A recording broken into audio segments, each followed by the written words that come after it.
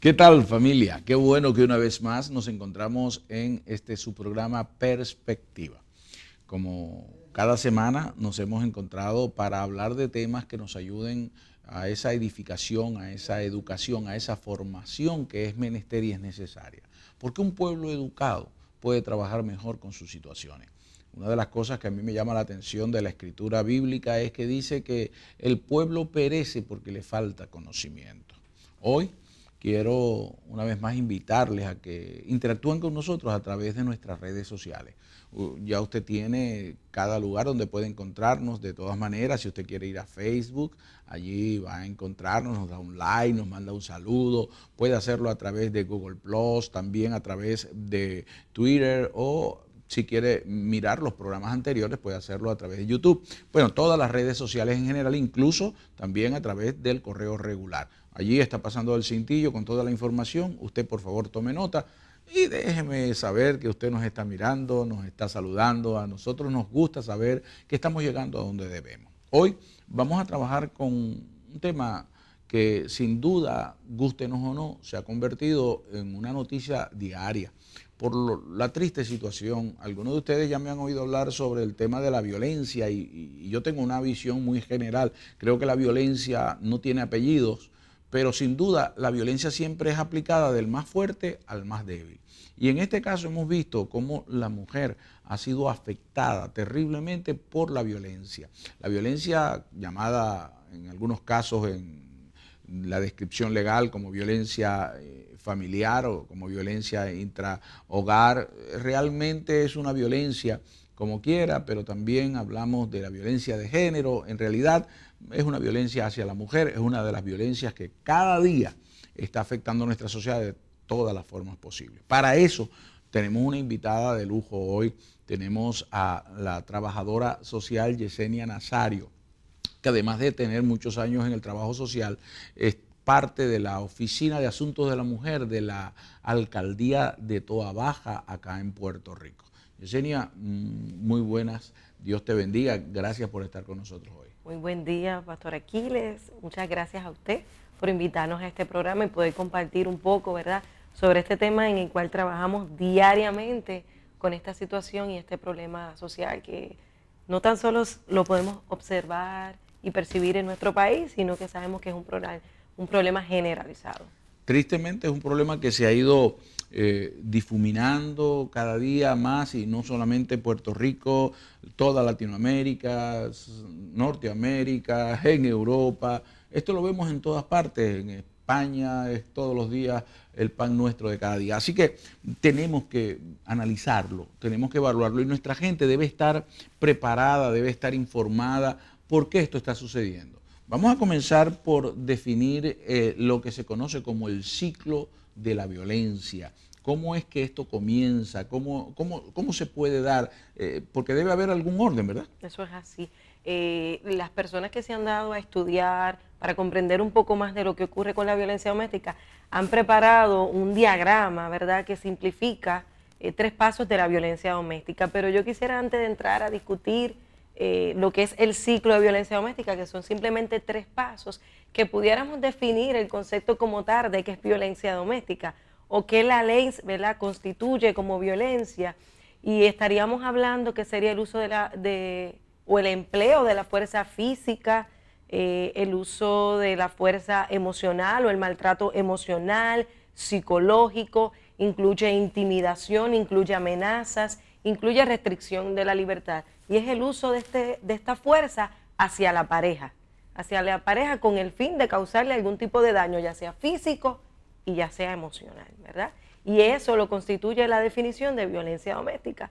Y la violencia doméstica aplica a toda persona que conlleve una relación de pareja, ya sea matrimonial, ya sea de convivencia, una relación consexual, ¿verdad? O personas que hayan procreado hijos, toda persona que haya tenido una relación de intimidad, donde haya habido intimidad sexual, que esto es muy importante saberlo, tiene que haber ocurrido intimidad sexual con esa pareja, le aplicamos lo que es la violencia doméstica, o lo que muchos dicen por ahí como la Ley 54, que es la ley simplemente conocida aquí en Puerto Rico para intervenir y prevenir con la violencia doméstica. Sí, pienso que en esa definición Estoy de acuerdo totalmente con la definición, porque violencia, todo lo que implica cada una de esas frases es violencia, agresión, que es aplicable a cualquier individuo a quien se le pueda usar. Solo que la ley 54 que mencionas de Puerto Rico, quizás en su país pueda ser otra ley, pero debe existir quizás.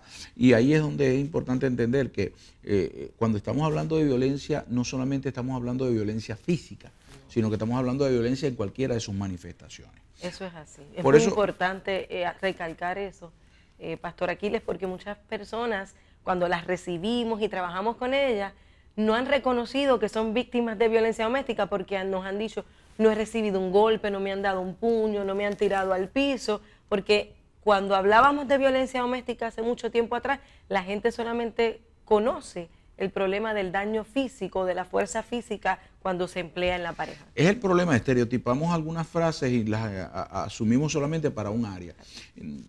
Eso es triste, por eso es que tenemos este tipo de programa, para que la gente se eduque. Ahora, por eso quería comenzar con el ciclo de la violencia, porque el ciclo de la violencia, cuando lo analizamos, va increciendo, va de menos a más, y nunca se puede llegar al último paso si antes no se comenzó con el primero. Por eso me gustaría trabajar con el ciclo de la violencia. Claro que sí. A mí me gusta describirlo de una manera, porque el ciclo de violencia doméstica tiene 3 fases. Es la fase de tensión, la fase de agresión y la fase de reconciliación.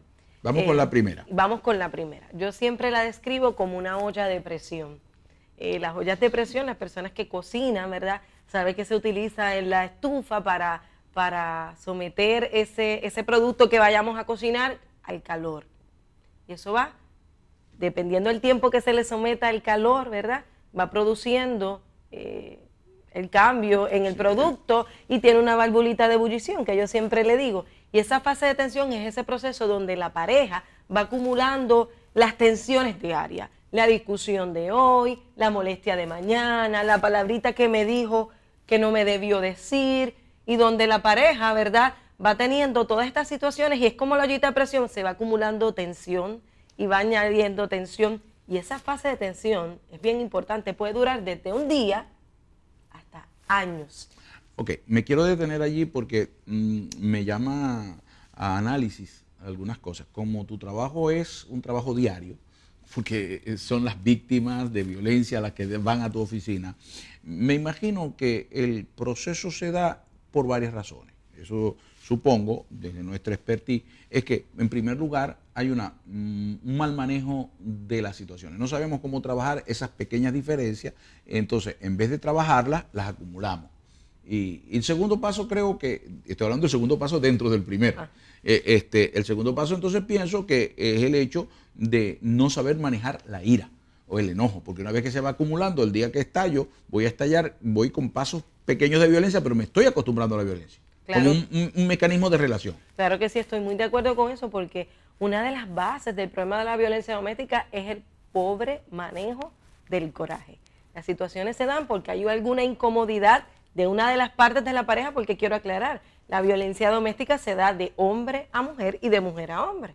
Aunque hablamos mucho de las mujeres porque el 90% de los casos que se registran, la violencia es hacia la mujer. Pero la realidad es eso, es esa discusión que no la trabajé, que no la manejé, que no nos sentamos a discutirla, ¿verdad?, como personas razonando, y la voy acumulando. Y ahí me dijo una palabra hostil, me hizo un gesto que no debió hacer, y las vamos acumulando hasta que llegue el momento que, como no sé manejar eso, no tengo los controles, no tengo las herramientas para discutir y desmenuzar una situación y buscar cuál es la solución correcta, estalla.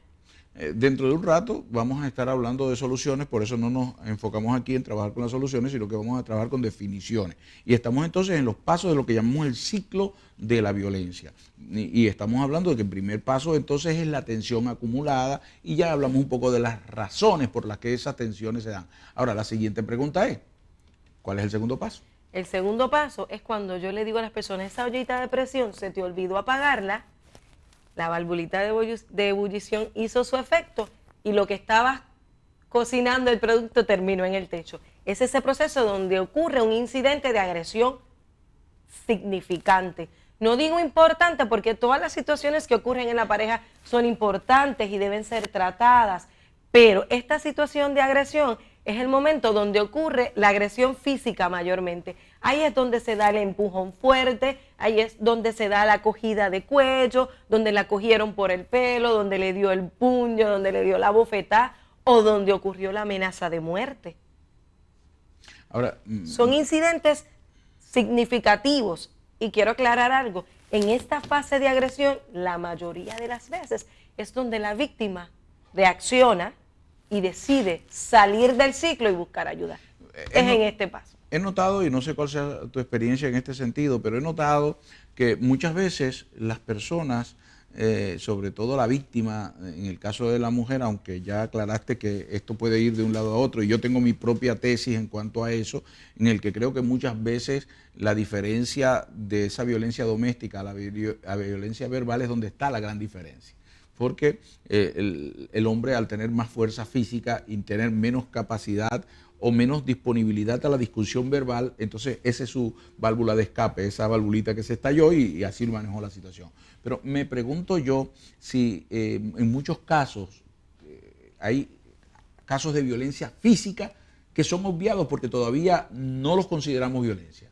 Esa es la pregunta que me hago, porque he visto que hay muchas personas que piensan que tomar con presión, por ejemplo, un brazo o darle un pequeño movimiento no es agresión. Comparto ese criterio, porque muchas de las mujeres que recibimos, cuando le hacemos la entrevista y estamos indagando, ¿verdad? Y ocultando cuál es la situación que se está dando en el hogar y le preguntan, ¿en algún momento ha habido un incidente de agresión física? Me dicen, no, porque él simplemente me agarró por las manos o me tiró a la cama para evitar que yo le fuera a agredir o para evitar que surgiera algo peor. Cuando todo incidente donde se aplique fuerza física, estamos incurriendo en violencia. Aquí hago un paréntesis en ese segundo paso porque me llama la atención que muchas veces entramos, yo recuerdo que de pequeño a mí me decían, no sé a usted, pero en casa me decía mamá, juego de manos es de villanos.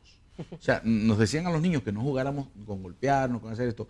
Y muchas veces en la relación conyugal sucede que se ve como incluso estereotipado en que es hasta romántico que una mujer le dé una bofetada, de una cachetada, o como dicen en Puerto Rico, una galleta a su pareja para que éste le devolviera un beso. O sea, ahí hay una mala formación porque cualquier efecto va a traer una consecuencia, cualquier acto va a traer una consecuencia. Así que entonces entrar en violencia, puedo yo ser detonante aunque después me convierta en víctima. Todo tipo de violencia, no importa cuál sea el fin, es errada. Incluso yo me atrevería a decir que eso es hasta una patología, porque tratar de aplicar violencia para conseguir una gratificación, eso es un problema patológico. Ahí estamos hablando de una situación emocional. Yo no tengo que incurrir en algo agresivo, en alguna violencia, para recibir, para que la respuesta sea gratificante para Eso mí. Como recuerdo un día decir a un pastor muy sabio que dijo, Dios no obra por caminos torcidos para llevarnos a verdades derechas, ¿no?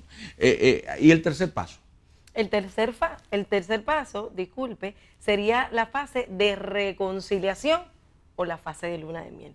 Esta víctima sale de esa situación de agresión, busca ayuda, pero luego viene el agresor a pedir disculpas, a indicar que esa conducta no la va a volver a hacer, que es la última vez que le brinde una oportunidad.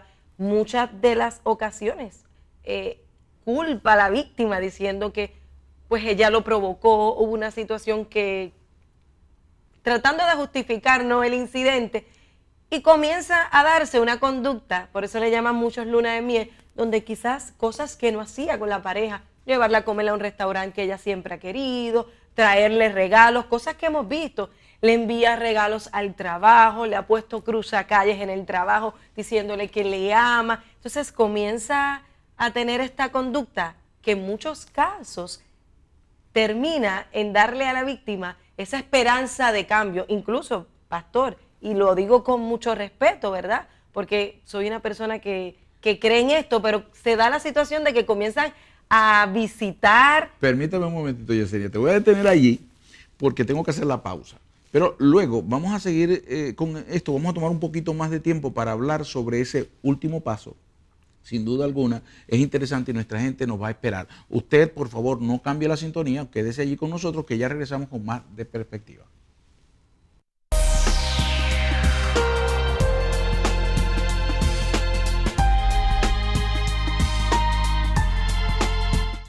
Gracias por esperarnos y por continuar con nosotros. Si usted se acaba de añadir a la programación, estamos en perspectiva con el programa que hoy va dirigido a hablar sobre la violencia hacia la mujer. Hablar de esto, porque hemos hablado de varias facetas de la violencia, creemos que la violencia es violencia y punto, pero que ejercida hacia la mujer es uno de los factores que más publicidad, que más atención ha recibido, tristemente, porque es un caso triste. Les recuerdo que ustedes están en ventaja, ustedes me están viendo, nos ven a nosotros aquí, pueden escucharnos, nosotros no les vemos ni les escuchamos. Pero si usted no se comunica con nosotros a través de las redes sociales, todos esos contactos que aparecen en el cintillo, allí donde va corriendo, están los números, están las diferentes redes sociales, está el correo regular, escríbanos, envíenos, eso estimula a todos en el canal para que podamos seguir haciendo programas de este tipo para bendecirles y ayudarles a que esté informado, formado y educado. Hoy nos acompaña una experta en este tipo de asuntos, es la trabajadora social Yesenia Nazario, quien es, además de ser trabajadora social, es parte del equipo de trabajo de la Oficina de Asuntos de la Mujer de la Alcaldía de Toa Baja acá en Puerto Rico. Yesenia, cuando nos fuimos a la pausa estábamos hablando del último paso, que es el paso de la reconciliación, de la llamada luna de miel, o de ese ciclo llamado en otra forma que no sea tan romántico, patología, porque se convierte en un ciclo vicioso, ¿no? Llegamos ahí, entonces incluso tengo la experiencia de ver personas que han dicho, y esto es algo cultural, han llegado a decir, una costumbre social de decir, qué buenas son las peleas, no por la pelea, sino por la reconciliación. Sí, son cosas que escuchamos, ¿verdad?, en el pueblo, en la gente, y lo seguimos transmitiendo, pero que son completamente errados, porque hay que vivir un proceso muy difícil de esa segunda fase de la agresión para llegar a esa reconciliación, ¿verdad? Y estábamos hablando antes de que entráramos a la pausa, de que una de las cosas que quería recalcar sobre el proceso o el paso de la reconciliación, la fase, perdón, es ese momento donde muchas veces las víctimas se sienten confundidas porque este agresor comienza a trabajar con un juego emocional y empieza a darle falsas expectativas de cambio, incluso comienzan a ir a programas de consejería, participan de retiros, van a la iglesia, van donde el pastor, van donde el sacerdote, que aclaro, como quería decir, no son cosas que sean malas, pero simplemente el hecho de visitarla o de acudir no va a arreglar la situación, sino que sería un proceso continuo, porque aclaramos, no estamos diciendo que no funcione. Que el agresor, que no funcione, ni que el agresor tenga derecho, tenga la oportunidad de modificar y de restaurar, pero no son procesos instantáneos. Pero que no es la negación del asunto, no es negar que hay un problema, no es esconder la basura debajo de la alfombra lo que elimina la basura. Claro que sí, y nosotros siempre, yo como trabajadora social, recomiendo, si esa persona, ese agresor quiere buscar ayuda, es correcto, es lo ideal, incluso vamos a ayudarlo, pero mientras tanto esa víctima tiene que estar protegida, porque en lo que se da ese proceso de ayuda, la persona va a entrar, como todo proceso de adicción, en unas recaídas y en un proceso continuo, ¿verdad?, donde esa víctima estaría expuesta. No, y sobre todo reconocer que está en un problema, porque muchas veces la gente va a todos estos sitios que han mencionado, pero no reconociendo que tiene un problema, solamente como una manera de demostrar que tiene buena intención, que ya todo pasó, que no va a suceder de nuevo. Pero entonces también vemos que incluso el agresor, en este caso porque estamos hablando de la violencia hacia la mujer, aunque cada día vemos como la mujer va perdiendo más de su feminidad y asumiendo mañas y costumbres equivocadas del otro lado. Pero no solamente es el caso de que en esta situación la víctima, sino que también el agresor cae en un círculo vicioso creyendo que todo pasó. O sea, él mismo cree, se engaña o se autoengaña porque a lo mejor inicialmente no pensaba que iba a llegar hasta ese punto, pero se va acostumbrando, ¿no? Creo yo que en cada ciclo va aumentando la posibilidad de una agresión. Lo que nos dicen los estudios y las estadísticas, como esto es un ciclo, y un ciclo pasa de un proceso a otro, cada vez que le damos la vuelta al ciclo, y esto puede durar, como indiqué, desde un día, la atención, la agresión y la reconciliación, hasta años, cada vez que pasamos por ese ciclo y llegamos a la segunda fase, que es la de agresión, el incidente va a ser mayor. Yo siempre le digo a la víctima, mire, no es para asustarle, pero esas noticias que escuchamos constantemente de que la mató, de que le dio una pela, como le escuchamos hace 2 semanas, este hombre que le dio una pela a su pareja y desfiguró su rostro completamente, eso no ocurre desde la primera vez.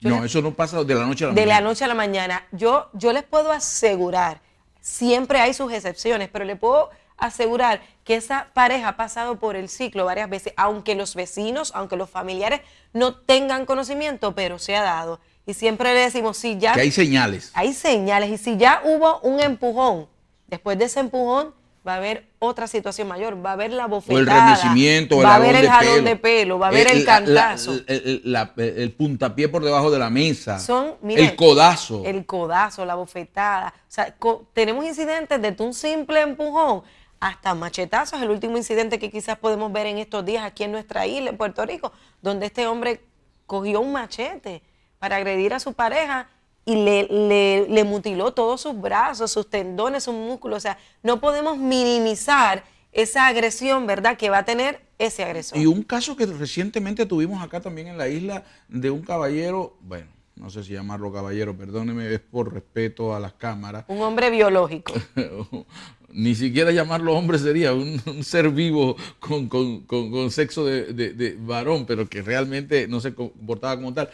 Sometía, no le cortó, no la mató, pero la sometía a tortura, ¿no? Continua, le quemaba, le hacía, una cosa terrible. Ahora, esto va sucediendo y yo quiero ir más allá. Tú dices que hay excepciones. Yo creo que no hay excepciones, a menos de que una relación se establezca hoy y no conocía al agresor, que era un loco, y me pasó al otro día, pero que en el proceso de una relación a largo plazo los síntomas se van a dar y se van a evidenciar.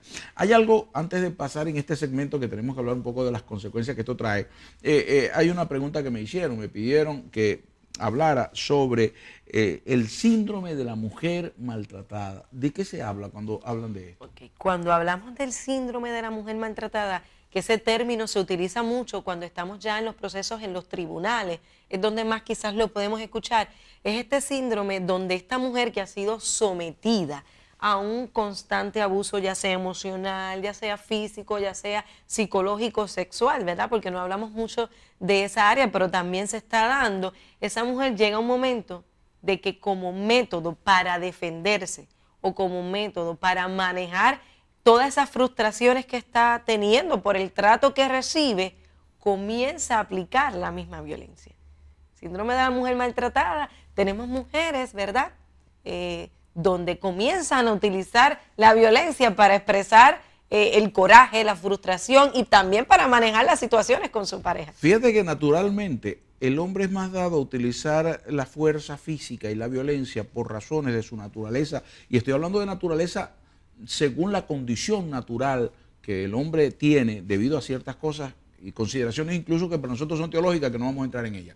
Pero la mujer es más dada a ser cultural y fisiológicamente menos dada a la violencia, pero debido a este continuo maltrato, incluso que se ha dado de generación en generación, trae como consecuencia que entonces estemos imitando, que es lo que decía hace un ratito atrás, la mujer está imitando esas mañas, esas malas costumbres del varón y lo está llevando. Entonces, a eso llamamos síndrome de la mujer maltratada. A eso llamamos síndrome de la mujer maltratada, y más que imitar, es que es tanta la frustración que esta mujer viene, ¿verdad?, recibiendo o está manifestando por todo el trato que ha recibido, que ella comienza a utilizar esa arma como método de defensa y como método de castigo hacia esa víctima. Incluso hemos tenido casos de mujeres que han asesinado a su pareja. Sí, ¿no? Y la han mutilado. Que han mutilado, ¿verdad?, porque han recibido tanta violencia física.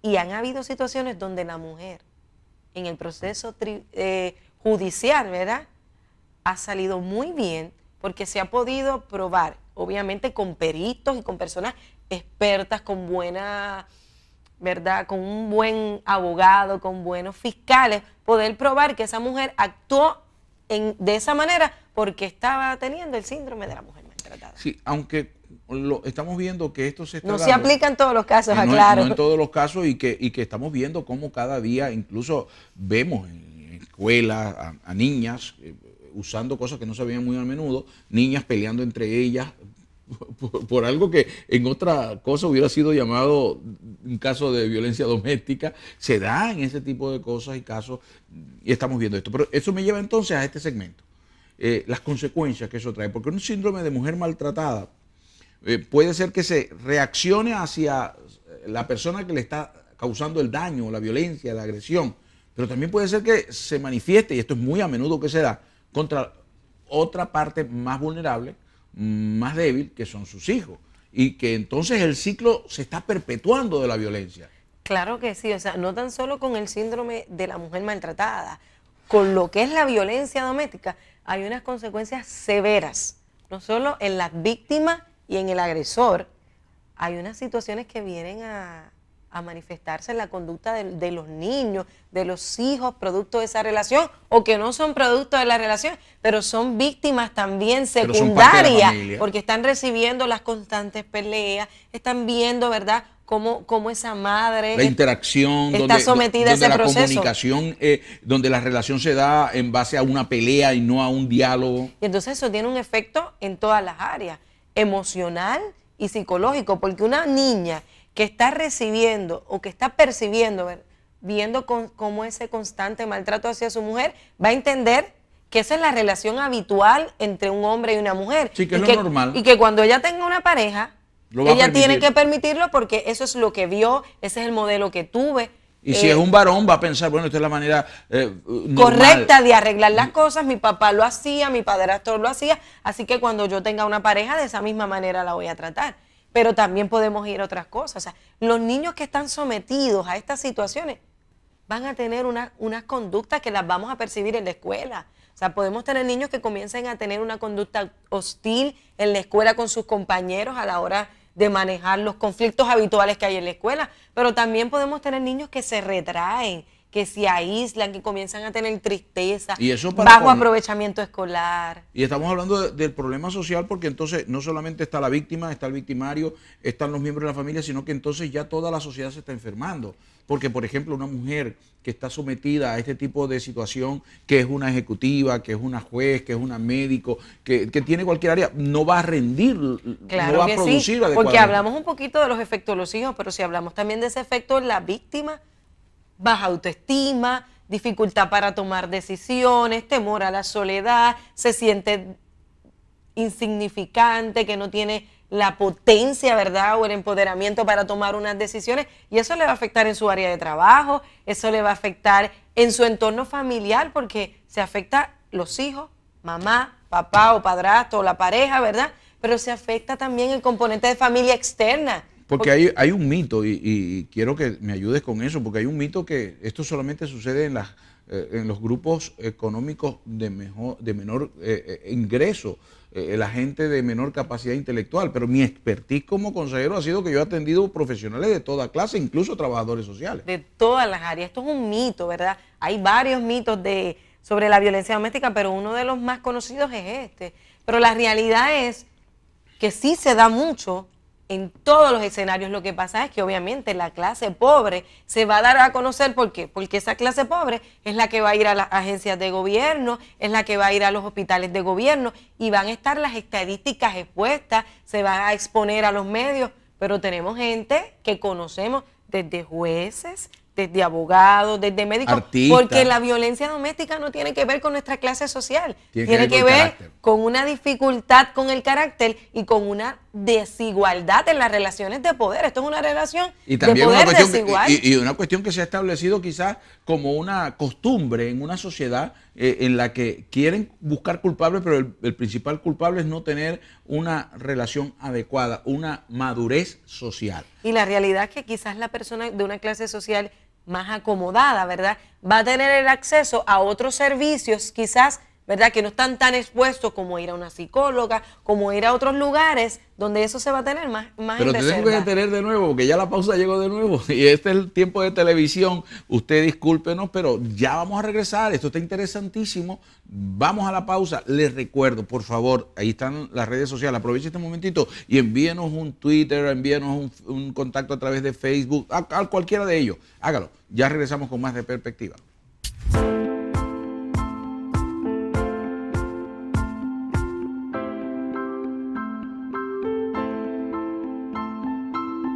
Bueno, aquí estamos de vuelta. ¿Ya nos envió algo?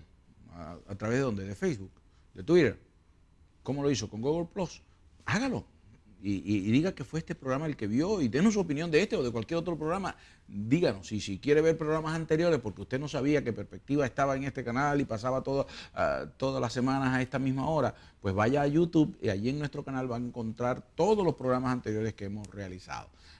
Por si acaso usted va llegando, le presento a nuestra invitada de hoy, con la que ya hemos venido hablando en dos segmentos anteriores. Es la trabajadora social Yesenia Nazario, que es experta en violencia hacia la mujer y en parte del equipo de trabajo de la Oficina de Asuntos de la Mujer de la Alcaldía de Toa Baja. Hago siempre este énfasis porque quiero que se entienda que ella es una experta de campo. Más que en teoría, aunque tiene mucha teoría, es una experta de campo. Con eso trabaja, ese es su trabajo diario, con lo que trabaja todos los días. Ok, Yesenia, hemos hablado entonces tanto de las definiciones muy generalmente, de las situaciones en las que esto trae consecuencias, y hablábamos de las consecuencias, el victimario, porque también el victimario o lo que es el agresor, va a tener consecuencias, porque muchas veces el agresor, al no saber que tiene un problema, cree que está bien, pero luego cuando descubre que ha hecho algo contra alguien a quien dice amar, está en una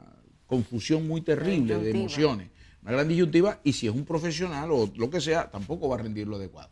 La víctima, porque lógicamente es la víctima y está sufriendo, pero también entonces los que están muy cercanos a este entorno van sufriendo, y así entonces la sociedad completa sufre.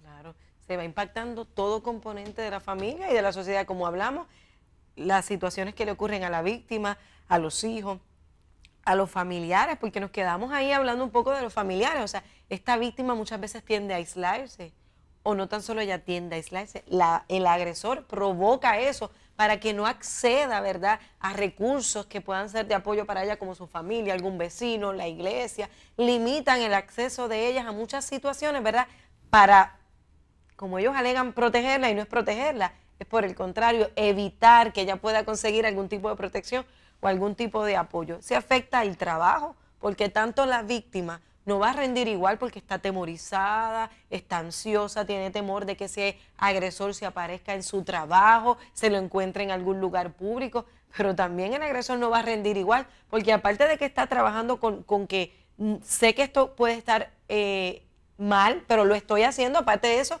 si es una persona que ya está entrando en esta conducta obsesiva, va a perder tiempo de su trabajo para estar persiguiendo a su compañera, hostigándola, llamándola. Que como sea un problema social. Claro que sí.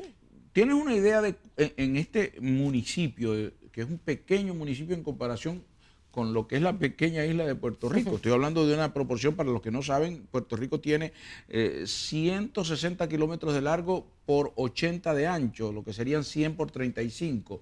Y yo me pregunto, ¿tienes idea de cuántos casos ustedes ven al mes, al año en su oficina? Sí, mire, le podría decir que casos nuevos, que vengan por primera vez, que nunca hayamos visto, nuevos al año, pudiéramos decir mínimo 100. O sea, que estamos hablando que esta situación es un daño tan social que con los impuestos que paga una persona que no es agresora, está cubriendo de alguna manera el daño que está causando un agresor. O sea que este es un problema que nos concierne a todos. Claro, estas situaciones económicas, porque para trabajar un caso que se está dando, se activa todo un protocolo, todo un andamiaje de personas para trabajar, desde trabajadores sociales, psicólogos, pero tenemos la policía que está haciendo su trabajo para manejar una querella, tenemos abogados, tenemos los fiscales, tenemos los jueces, los alguaciles. Cuando vamos a hablar un caso que se va a ver por jurado, estamos indicando que tenemos que entrevistar a sobre 40, 50 personas que se le está pagando por estar allí una dieta, que luego se van a escoger. O sea, es un proceso bien extenso y costoso para el Estado y costoso emocionalmente para esa víctima. O sea, que como sea es dañino a la sociedad y no le estamos prestando la atención adecuada, no digo en la atención, la publicidad la tiene, lo que no tiene es el trabajo de prevención, cómo evitar esto, porque a todos nos está costando. Nadie, ningún economista ha hecho los números en cuánto cuesta cada vez que hay una situación de agresión en un hogar, hasta dónde eso puede llegar, los costos que puede tener. Entonces, ¿cómo podemos evitar eso? ¿Cuáles son las recomendaciones que tú como experta nos das para poder empezar a detener este ciclo? Por lo menos ese matrimonio que nos está viendo, esa pareja que a lo mejor no quieren romperse, pero que está dándose, ¿cómo podemos hacer? Yo creo que usted trajo un punto que antes de llegar a esa contestación quiero hablar sobre qué es el tema de la prevención. Sí, sabemos que el Estado ha creado programas, que hay propuestas, que hay fondos para trabajar directamente, intervenir con los casos que se están dando, pero yo creo que tenemos que trabajar un poquito más en la prevención. Y aprovechando ahora que estamos trabajando sobre muchos temas y sobre que educación y el gobierno quiere entrar a educar y a trabajar con el problema de la violencia doméstica, yo creo que una de las cosas que tenemos que hacer es que desde la niñez, desde los grados primarios, comencemos a dar unos talleres sobre violencia doméstica y sobre cómo manejar, ¿verdad?, el coraje. Más que quizás llevarnos a otra cosa, que por qué no empleamos nuestros esfuerzos emocionales y económicos en darle talleres a nuestros niños, a nuestros adolescentes, de cómo se debe dar una relación saludable, de cómo tratarnos las personas y sobre todo, qué es la violencia doméstica, qué implica, qué conductas son riesgosas y cómo trabajarlas, porque no hay ahora mismo un curso. Lo que pasa es que estás tocando un asunto que nos va a llevar a otro programa, a una serie de programas, porque aquí necesitaríamos un psicopedagogo o una psicopedagogo que nos hable de cómo un niño puede hacer para discernir entre lo que le vamos a dar como un taller en la escuela y lo que ve en la televisión, que hay data que dice que al ver la televisión, desde las comiquitas, los muñequitos, hasta las películas de violencia que ven, en todo ello hay miles y miles de casos de violencia con los que está siendo alimentado esa criatura, que luego va a manifestarse, porque los seres humanos se relacionan de tres maneras: peleando, compitiendo o cooperando. Y generalmente lo que se está aprendiendo más es a competir y a pelear. Y sobre todo pelear. Entonces, ¿cómo podemos hacer? Pero sin duda de eso estamos hablando. Tenemos que trabajar en el hogar para prevenir. Pero es que prevenir no es un discurso, prevenir es una acción. Los niños no aprenden con discurso, los niños aprenden con modelaje, sobre todo. Me pregunto, ¿cómo puede hacer? Porque ya este es el caso preventivo, pero en el caso ya ejecutivo, cuando la situación se está dando, ¿qué puede hacer una víctima de violencia?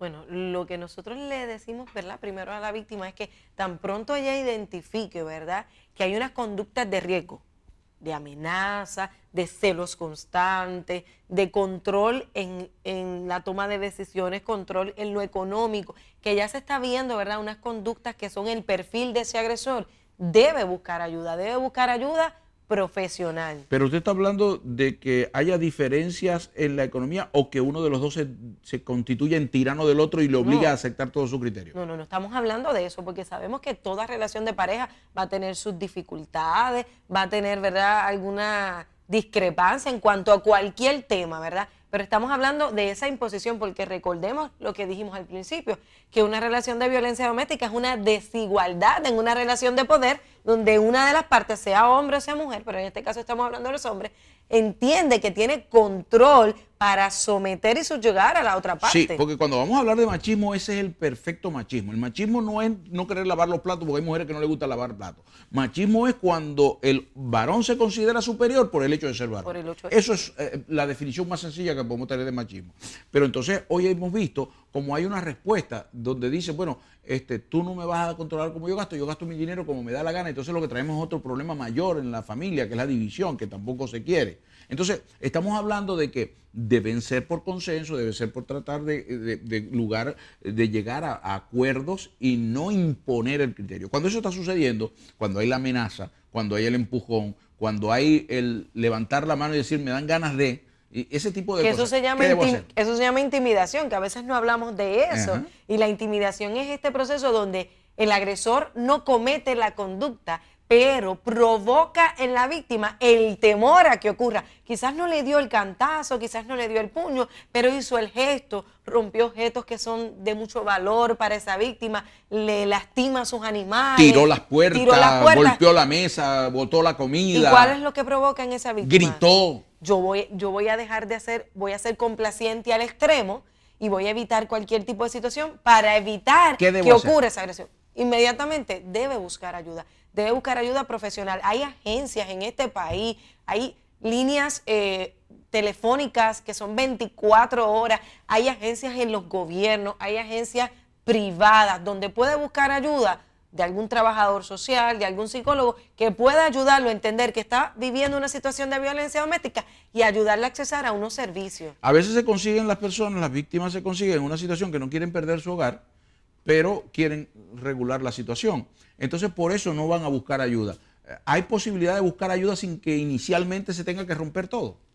Claro que sí. Nosotros cuando recibimos a una víctima, y sobre todo yo en mi carácter personal, a nosotros se nos ha enseñado en trabajo social que nosotros no tomamos decisiones por la víctima. Yo le presento a la víctima todo un escenario de lo que está viviendo, la llevo a que vaya analizando cada conducta, que entienda que es una víctima de violencia doméstica y le presento alternativas. Y según su capacidad emocional en ese momento, ella va a ir moviéndose, ¿verdad? Y va estableciendo ella misma un plan de servicio donde podamos llevarla a ella a que poco a poco pueda salir de ese ciclo de violencia doméstica. Pero para los que no tienen la bendición, el privilegio de ir a la oficina de asuntos de la mujer en Toa Baja y buscar a la trabajadora social Yesenia Nazario, están en otro país, están en otro lugar, ¿qué pudieran hacer que fuera alternativo? Bueno, porque a lo mejor no quieren perder su hogar porque a lo mejor consideran este es un buen hombre, solamente que tiene un problema con su carácter. ¿Cómo podemos hacer para buscar una situación en la que ella no siga como víctima, pero que sí se arregle la situación? Quiero aclarar algo. Yo, como trabajadora social, tengo que decir esto. Siempre que esa víctima, su vida esté en riesgo, nosotros no le vamos a recomendar No, yo te voy a detener allí. Y yo como pastor y como varón, escapa por tu vida. El sabio ve el mal y se aparta. No, por supuesto, si está en peligro la vida, si hay condiciones severas ya es distinto. Estoy hablando de una cuestión en el primer paso, está comenzando la situación. Pues yo les recomiendo, ¿verdad?, que puedan buscar consejería familiar o consejería de pareja en una persona, mi recomendación, una persona capacitada, no cualquiera que pueda decirle vamos a dar un consejo, no, en personas que están preparadas en lo que es consejería de pareja, consejería de familia, consejeros profesionales, y hay pastores también en las iglesias que están preparados, porque esto no se arregla con simplemente, y lo decimos con mucho respeto, ¿verdad?, con una oración que es parte, que es necesario, que creemos en ella, pero va un poquito más allá. Si la vida de esa persona no está en riesgo y son cosas quizás habituales, que estamos en esa fase de tensión, pudiera ser, ¿verdad?, que con una ayuda de consejería familiar se pudiera trabajar. Pero si ya hemos pasado al otro... Ya hubo golpes, ya hubo una amenaza de muerte. Quizás no hubo un golpe físico, pero ya estamos entrando en una situación donde hay control, donde hay amenazas. Si lo haces te voy a hacer esto, la intimidación. Donde la víctima se siente cohibida, donde la víctima no se siente libre, no se siente parte en la toma de decisiones. Yo creo que lo más correspondiente es que ella pueda buscar alternativas y salir de ese tipo de relación. Puede ir directamente a la policía. Cada país, ¿verdad?, cada estado tiene sus leyes, porque en la mayoría en Centroamérica, en Estados Unidos, ya hay leyes específicas para manejar lo que es violencia doméstica. Perdona que te lleve apresurada, pero es que ya el tiempo, yo tengo un tirano por allá que me está diciendo, te queda tanto, y estoy pendiente de eso.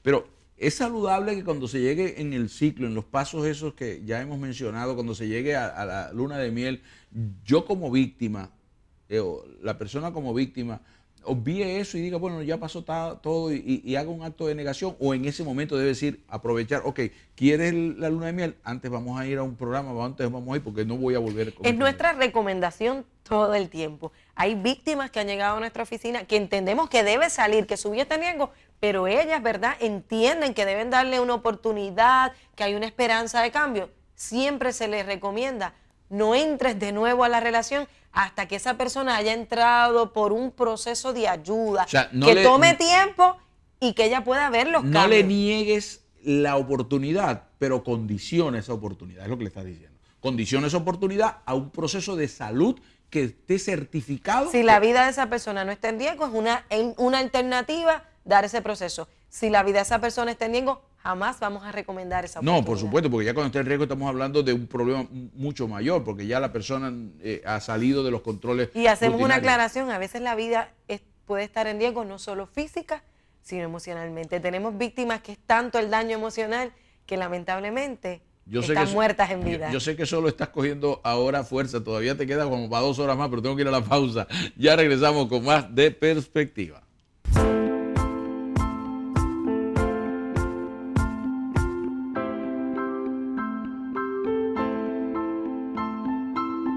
Bueno, regresamos y le agradecemos, de verdad, desde aquí un abrazo invisible para ustedes, agradeciéndoles que siempre estén en nuestra sintonía. Bueno, llegamos a la última parte del programa, le agradecemos que haya pasado todo este tiempo con nosotros.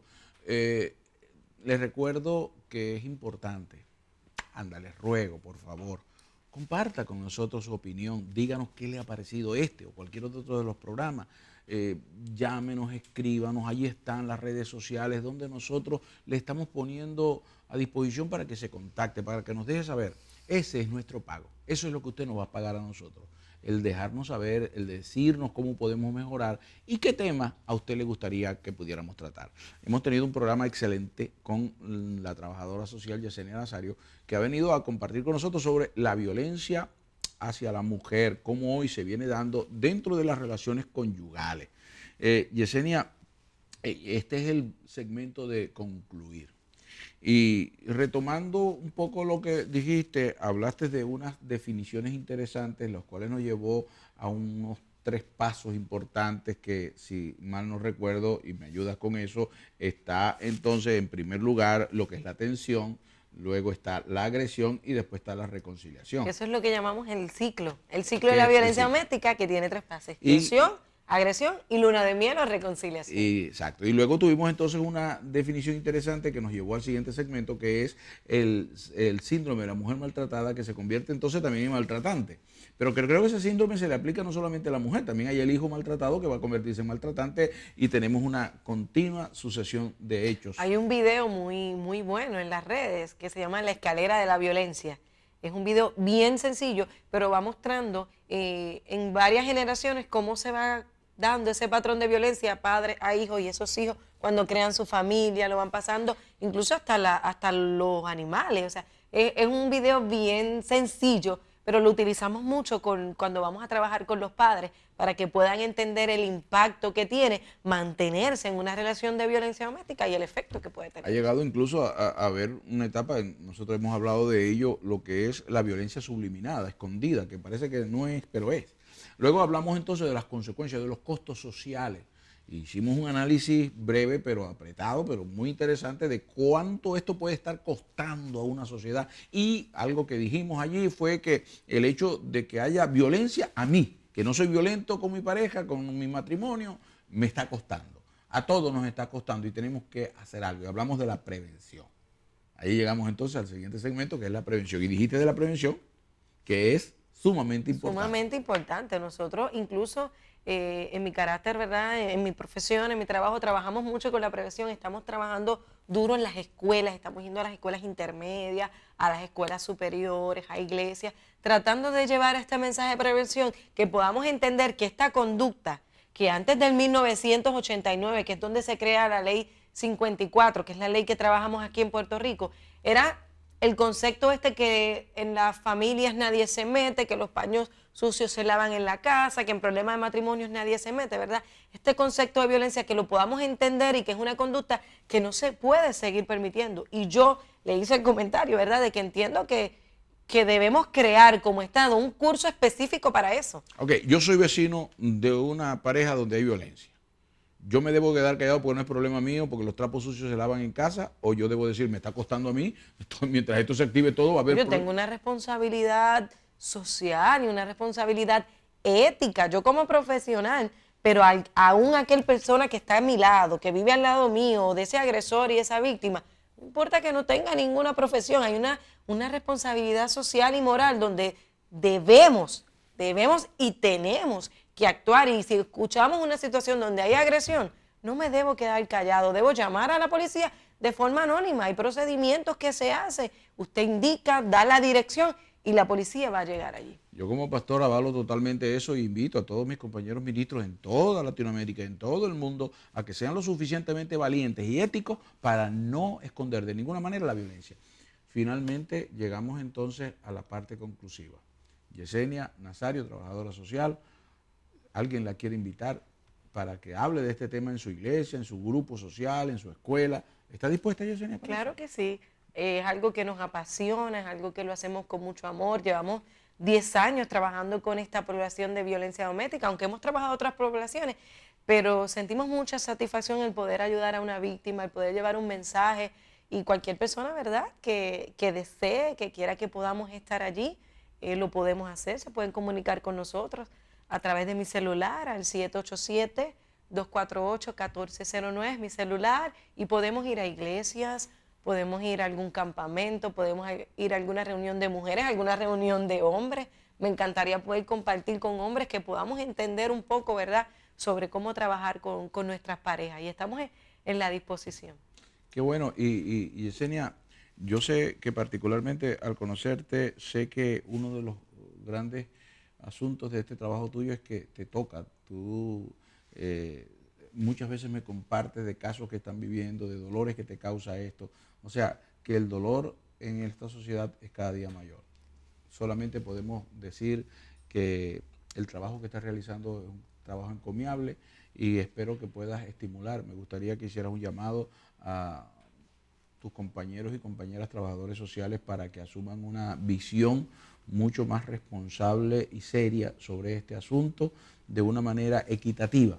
No tratar de ver que la situación es solamente de un lado, sino que es una realidad con la que tenemos que bregar todos. Claro que sí, yo entiendo que yo como trabajadora social y todos mis compañeros, colegas, debemos entender que esto es un problema social, que esto es un problema real, que es un problema de desigualdad en la relación de poder, y tenemos que actuar, no importa en el escenario que estemos, aunque no estemos trabajando directamente con esta población, debemos trabajar de una forma holística, debemos intervenir. Si estamos trabajando en un escenario escolar y tenemos un niño afectado, ver qué está pasando en ese hogar, intervenir, referir. Y yo quisiera hacer un llamado, y lo hago con mucho respeto porque... Te doy 15 segundos, a ver. Yo no estoy aquí como funcionaria específicamente del municipio, del empleo donde estoy, pero yo quisiera decirle a esas víctimas, ¿verdad?, sobre todo en mi país, que si están teniendo o están pasando por una situación de violencia doméstica, que hay alternativas, que hay ayudas, que existen agencias que estamos en la disposición de atender. Incluso